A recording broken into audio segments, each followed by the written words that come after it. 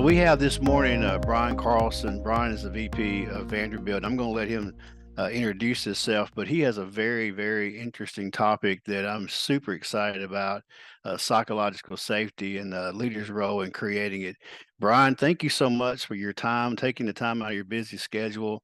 Um, Tell us about yourself, and then we just are looking forward to learning more about psychological safety and the leader's role in creating it.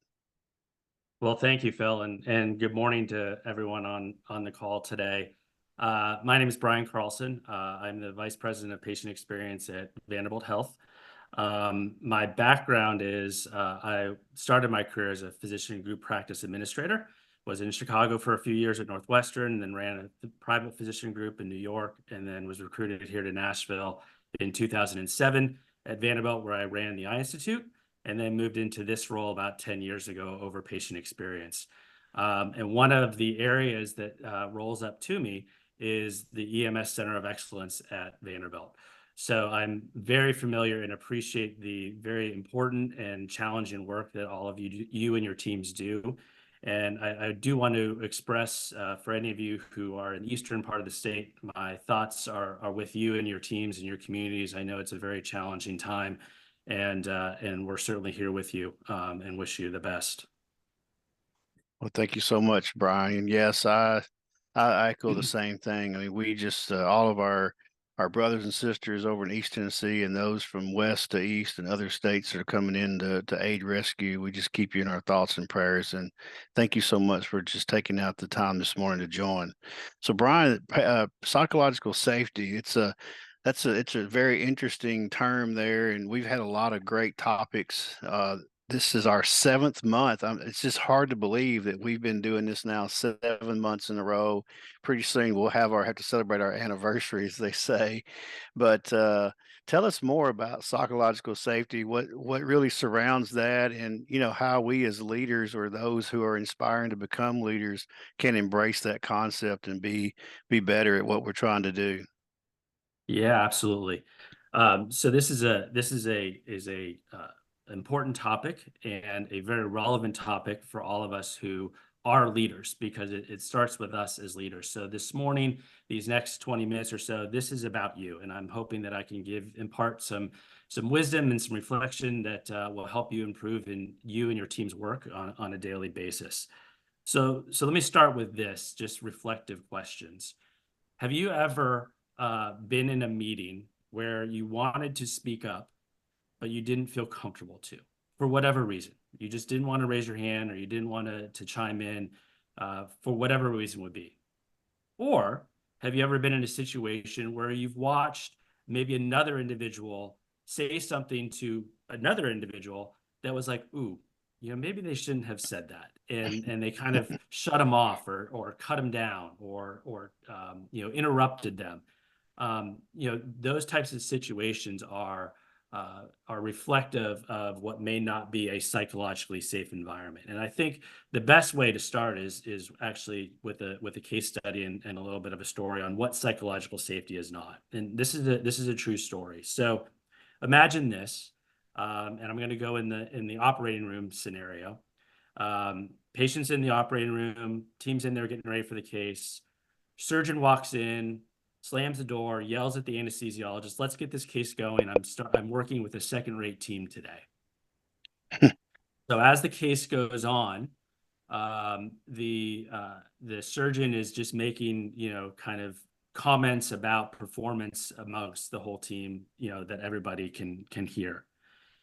And the case is getting ready to finish up or start to close, and the surgeon gets a phone call and asks one of the nurses to hold his phone up to his ear while he's closing up the case. And the nurse, of course, does that, and he proceeds to, lay into whoever's on the other side of the phone. Doesn't matter, but clearly was not an easy conversation. As that's going on, he starts to comment to the nurse, "Hey, could you hold the phone in the blank way? Use your adjective you want. I can't hear.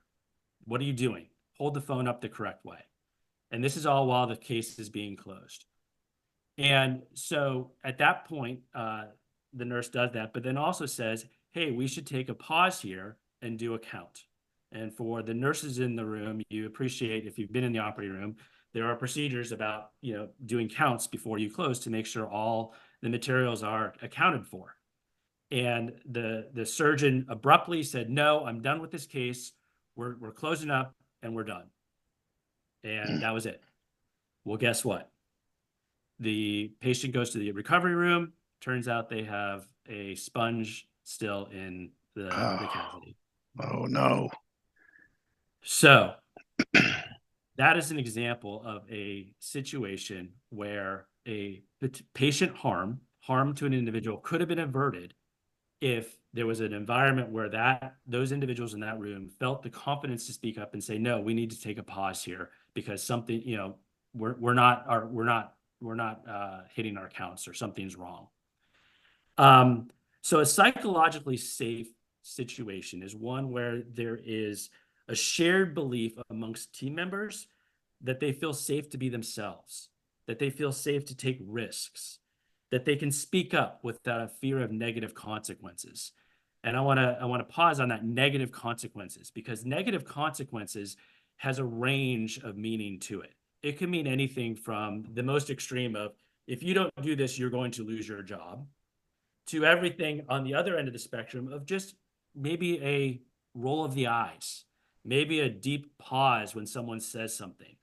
Those verbal or cues on our faces that can let someone know, like, hey, stop. All of those are situations that could be deemed negative consequences by someone. So I believe, and I know, in my work, that a psychologically safe environment starts with us as leaders. We set the environment. We set the tone. Now, everyone has to participate. Everyone has to own contributing to that psychologically safe, but we are always on stage and we set the cues. So how is a psychologically safe environment created? What can you do as a leader to create a psychologically safe environment? And I'm just going to give you 2 or 3 ideas. These are not the end all be all. There are numerous ones. These are just ones that I think are what I would deem at the top of the list. So the first one is, in general, are we a welcoming and inclusive environment? And what I mean by that is, do we know each other's names? Do we call each other by name? Do we acknowledge each other's presence and show respect to each other? Do we or do we not play favorites in the work environment? Having favorites can go a long way in setting a tone within the environment that hey, there's the haves and there are the have-nots. We need to be inclusive to everybody and be welcoming to them as leaders, no matter their role, their place in the organization, or what they do. So that's number 1. Number 2, I would say, is we need to invite voices. You work in very challenging situations. You work in high-paced situations at some highly stressful situations. We're human. Mistakes can happen, but we are stronger as a team than an individual. So the more we can embrace everyone's opinion, listen to those opinions, listen to those ideas, will help us improve and also ensure good outcomes. And what I would also say in that inviting voices is it's stronger, and you're a stronger leader when you listen more than you talk.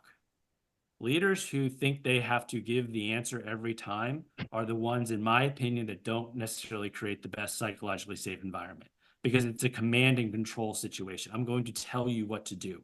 I'm the boss. I know. You listen to me. And yes, we are ultimately accountable for the outcomes and making those tough decisions sometimes. But I think the really strong leaders that create the psychologically safe environments include the entire team. Listen to the opinions, listen to the ideas, appreciate those ideas, acknowledge those ideas, and then make a decision based on what's best for the group. And yeah, the sidebar to that is, it's not just what you say, but it's also how you say it. It's your inflections, it's your verbal tones, it's your facial expressions. All of those things are subtle cues that send messages to others of, this is safe, maybe it's not so safe and I need to take a pause here and really think of what I'm going to say. The last thing I would, the third thing and the last thing I would say is I believe recognition goes a lot farther than punitive and threats. Friends, recognition is absolutely free fuel. If you want to create a psychologically safe environment, recognize those in your environment that are doing the behaviors that you want your culture to stand for, rather than punitively calling out or demeaning those who are not, or ignoring those who are not. Threats only get us so far. Recognition, in my opinion, gets us much, much farther, and it creates that inclusive environment of being free and welcoming to all that are part of the team. So what does a psychologically safe environment look like? I think there's open communication. There's a feeling of people can be vulnerable and be themselves. There's a sense of risk taking. I can go out of my way and take a little bit of a risk and feel comfortable doing that. I can give feedback. I can provide feedback to both my leader and my team members. There's a sense of mutual respect and trust. We are one team. We are in this together, and we're going to move this forward for the betterment of the communities we serve and support each other. That is what I believe a psychologically safe environment looks like. And if you have that, cheers to you. Keep up the great work. If you don't have it, that's okay. There's work we can do as leaders to improve that, and I've given you a few ideas here. And I want to end and leave a few minutes, the last 5 or 6 minutes here to answer questions and things of that nature. I'll leave you with this quote. And I absolutely wish I could take credit for this quote. It's unclaimed, but I think it does such an eloquent job of showing the very challenging, difficult, and important role we play as leaders in contributing to a psychologically safe environment. And the quote is this: "What you permit, you promote. What you allow, you condone, and what you encourage, you own." So if you are encouraging behaviors that are not in a psychologically safe way, or encouraging behaviors that are against your values, you own those, and your team owns those, and that's going to be the outcome. So what you permit, you promote. Absolutely. That is such a great topic there. And thank you so much. And as we are kind of getting toward, it's always amazing how the time goes by so fast. So for those for those listening, please, if you have questions, go ahead and start putting those in the chat. But Brian, I mean, just kind of reiterating some of the things here that you said here, how to create this, having a welcome and inclusive environment. We as leaders would say, well, that's a pretty simple concept, but we as leaders also, or even those of us who have experience prior to becoming leaders, know that there's a lot of people that are in the leadership role that does not embrace that concept. That's always just mind blowing to me. How do you not embrace a welcome and inclusive environment? So many, like you spoke to, so many leaders are too busy not listening and just hammering down, thinking that they're the boss and they gotta. So thank you so much for just reemphasizing that and sharing that with us, and then having, inviting voices, being stronger together as a team, listening to those ideas. Those are great. Those are great reminders there too. And I love that recognition goes a lot further than threats. And Mhm. unfortunately, again, that is one of those things that so many leaders, so many people who are in an environment are just simply coming to work every day waiting for the next threat and no recognition whatsoever. So I love that. And then, having that open communication, having that opportunity for risk taking and then feedback freely, and being able to share those ideas. Those are great concepts, great takeaways for us to remember as we're getting questions in the chat room here. I just kind of wanted to ask this question here. As leaders, we're challenged every day to problem solve. That's what we do, right? We problem solve amongst many other things. What advice can you give us as leaders to maintain a psychologically safe environment as we're problem solving? Because, you know, I don't know if this is in your world, but some I find this in mine, and I'm sure others do too. Sometimes when the problems come, we become really reactionary, and in the moments, and being welcoming and inviting voices and open communication sometimes becomes a little bit fuzzy to us. But Mhm. it's important we remember that. So as leaders, we're trying to solve problems. Are there any other advices or any input or thoughts that you could give us to while we're maintaining that environment? Yeah, absolutely. That's a great question. Thank you for that. The first thing I would say is first take a deep breath, take a pause, center yourself, so you can maybe minimize some of that reactionary feeling we have whenever we're faced with that situation. We're human, it's going to Hmm. happen. There's nothing wrong with that, but take a deep breath first. I think the second thing I would say is uh, is to really clarify what is the problem we are trying to solve. Too often, I find that we think we know the problem, but actually, when we actually dig into it a little bit before problem solving, the problem is actually a little different than what we think it is. There's nuances to it. So, having clarity on what the problem we're trying to solve is, then include the team, include other voices in it. Ultimately, you have to make the choice and the decision as the leader, but the more inclusive you are in getting the opinions of others on what should we do and being vulnerable. Folks, I don't know the answer to this. I don't have the answer. I need your help. I need some ideas. I need to hear things. Being vulnerable like that shares with the team that you're open to their opinions, and it shows you're human and you're not just, giving you have all the answers and I'm going to tell you what to do. So those would be the three things that I would say for problem solving. Great. I love the one, just saying, "Hey, I don't have the answer." Yeah, There are so many people in leadership that are embracing the it's power okay. Yeah, to say, for them to say that would be like, "Oh, I can't say that," but that's great. I love that. I love that. Thank you for sharing that. So we have a question here. Just wanted I thought was really have a lot of good questions actually. What recommendations do you have for one suffering from an unsafe environment? That's a great question there. What are well, your that thoughts breaks on my that? heart.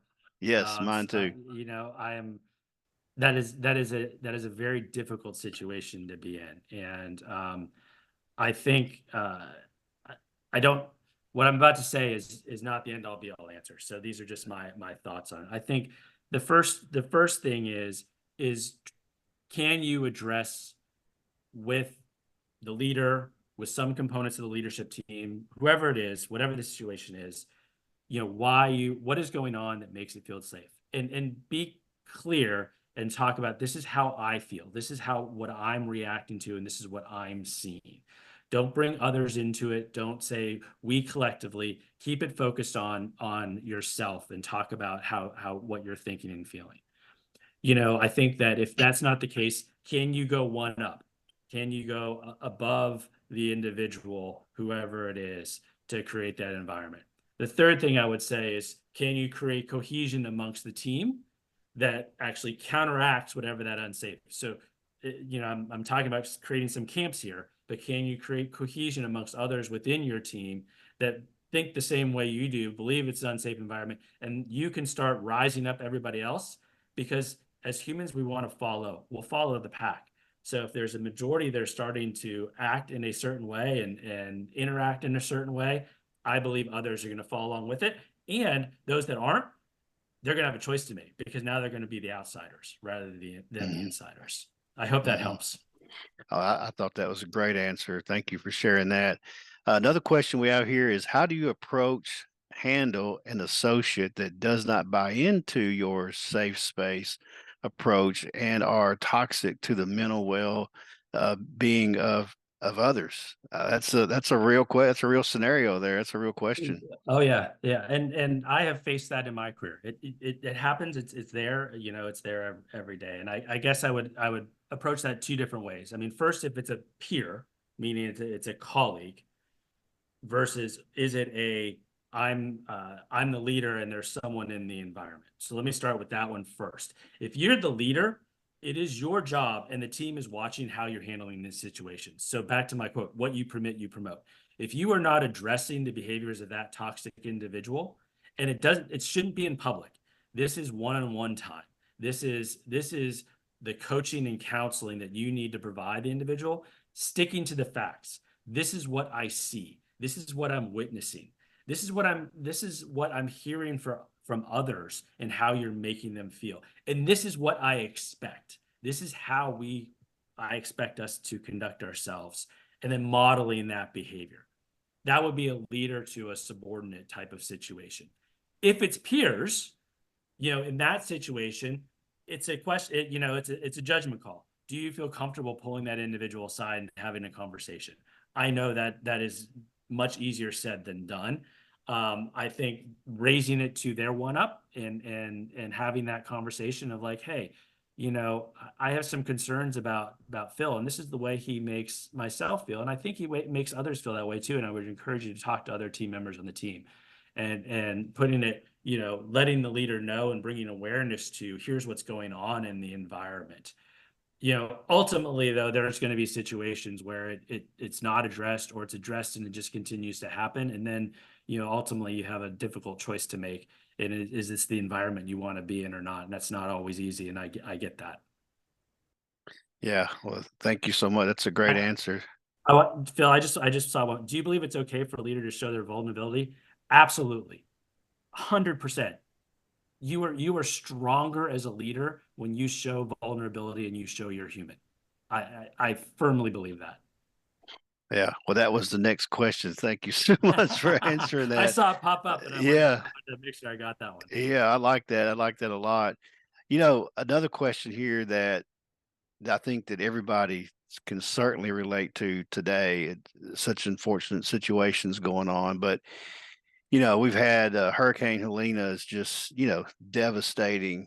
Who would ever thought that in Tennessee we would see these kind of outcomes from a hurricane? Tornado, storm. So we're seeing all these outcomes in North Carolina and other states as well. How do we as leaders, how does psychological safety fit into these situations? Because these are just, way out of the norm, and leaders get put on the spot in some very particular peculiar situations, and, Yeah. Emotional, very, very Yeah. emotional. How do we Yeah. maintain that psychological safety with this? Yeah, that's a great question. And I'm going to go to personal experience. So at Vanderbilt, I was part of our COVID command center. So I ran communications for the institution during those first year of the COVID response back in 2020. That was a crisis. We were in crisis. And sometimes I find we're actually at our best when we're in crisis, because all the other stuff is kind of stripped out and we're focused on here's the task at hand and what we need to solve. So that does help create the environment. But I think the things I've been talking about that still show that vulnerability, still show that this is challenging and this is weak, acknowledging and recognizing the efforts that people are doing, gathering opinions and advices, taking that pause to say, I don't know the answer. I need input here. I need to make the decision, but I need input from others to help guide. Am I thinking through this correctly? Because I'm tired. I'm scared. I don't know what's going to happen. And maybe my thought process is not always the same. So, we're better off together, but ultimately I would do it. And I need, and calling it out right up front. I need you to challenge me if you see something that you think is, maybe not the right direction or not the right decision. Let's talk about it and let's work our way through that. Ultimately, I'll have to make the decision, and I expect everyone to be aboard. And I think most people will do that if they're listened to. Even if they don't agree with the decision, if they're listened to, they're going to go along with it. Yeah, thank you for that. I'm sure that's very powerful and helpful for folks that are definitely on the ground floor trying to make those decisions right now. Any good readings, recommendations on psychological safety? This is kind of a new term for a lot of our folks Yeah. on the call. Yeah. So the godmother of psychological safety is a professor at Harvard named Amy Edmondson. Okay. I would suggest Googling her. She's written a couple books on the topic, and she's written several articles on it. So she is the most preeminent thought leader in this space. Actually, I think created the term. So I would, Amy Edmondson is her name. All right. Amy Edmondson. All right. Thank you for sharing that. Let's see here. Some folks really like the quote. I like the quote too. That's a good, great quote. Uh, You can Google that. It just Google what you permit, you promote, it'll pop right up. It's a I wish I could take credit for it. I don't know who wrote it, but it's awesome. yeah, I've heard it before. I've used it in the past as well. It's a great one. Thank you for sharing that. What about resources that we could grow? I know the Amy Edmondson's a book. Are there other resources that you might recommend to grow or to take back to our organizations? Anything that you might suggest that Yeah. are out there? I mean, nothing that I can directly point to other than take care of yourself first. Hmm. So you are as strong as, you're as strong as leader as the effort and the work you put into yourself. So, decompress, take time for yourself. If you have a coach, don't have a coach, think about getting a coach. Have someone who you can confide in to talk through these difficult situations you face every day and those fears you have, because I think what holds leaders back is that fear. We have that fear of being wrong. We have the fear of making the wrong decision. We have the fear of doing something else. And that's a natural feeling. But taking that pause to acknowledge the fear and knowing how to address it is a skill set. And coaching can help you do that and become stronger as a leader. So, if you don't have a coach, maybe consider getting one, or just have a buddy and go have coffee and build that environment where you can talk back and forth about the situations you're facing and get some advice. Yeah. Well, we talk about the inner circle on this call. Coaching, is another way to do that. So thank you for bringing that out as well. Brian, that's our 2 minutes. And I That went feel like fast. I know it. And every month I feel like we haven't even got started yet. There's so much to this. So as we're wrapping up, are there any parting wisdoms that you can leave us with before we make our announcements in the next minute and a half? Any parting wisdoms that you want to leave us with, the group Yeah. here? Well, two things. One is it starts with you. It starts with each of us, and it builds from there. So, again, invest in yourself. This is an investment in yourself. Thank you. I think the second thing I would say is just a simple thank you. Thank you for the work that you all do, your teams do. You play such an important role in the healthcare system. I value you, we value you, and so appreciate all the work that you do. So thank you. Well, thank you so much. Investing in yourself is what we're all about here. That's why we do this every month. Remember, next month we will have another guest, November 1st, Miss Joyce Knowles, who you may be familiar with, Executive Director at Medical Center EMS, West Tennessee Healthcare. So excited to have her on next month. That's November 1st. Please be sure and join us that day. Have a great day. Remember, the most important person you'll ever lead is yourself. And I'm going to reiterate what Brian said: invest, invest, invest, invest in yourself, your personal growth. That's how you become a great leader. Thank you, everybody. And I'm so humbled and appreciate you joining us at this early hour. Thank you. I look forward to seeing you next month.